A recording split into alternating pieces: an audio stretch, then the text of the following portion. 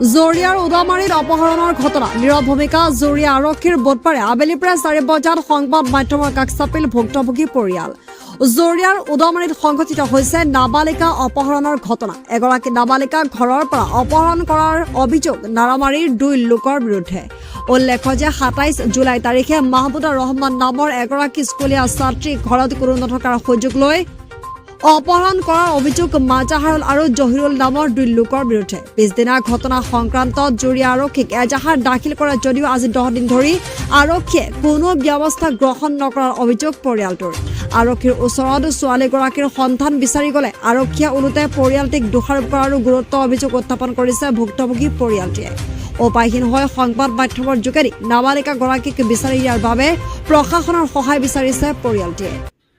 যোৱা ইংৰাজী 27/7/2024 তাৰিখে ৰাতিপুৱা 8:30 মান বজাত কলেজলৈ যোৱাৰ সময়ত ছোৱালীজনী কলেজলৈ যোৱাৰ সময়ত নাৰামাৰী গাঁৱৰ মাজাহাৰুল ইছলাম আৰু জহিৰুল ইছলাম নামৰ লোক দুজনে মোৰ নাবালক ভণ্টিজনীক অপহৰণ কৰি লৈ যায়। তাৰ পাছত আমি জুৰিয়া থানাত গোচৰ ৰুজু কৰিছোঁ যদিও থানাই আমাক কোনো গুৰুত্ব দিয়া নাই।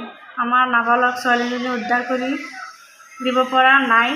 থানালৈ গ'লে উল্টাকৈ আমাক ছোৱালীজনী ক'ত আছে ক'ত ৰখাইছে আমি খবৰ দিবলৈ। এতিয়া আমাৰ সন্দেহ হয় আসামী ফালৰ পৰা কিবা মোটা অংক লেনদেন কৰি আমাক এনেদৰে ঘূৰাই লৈ ফুৰিছে।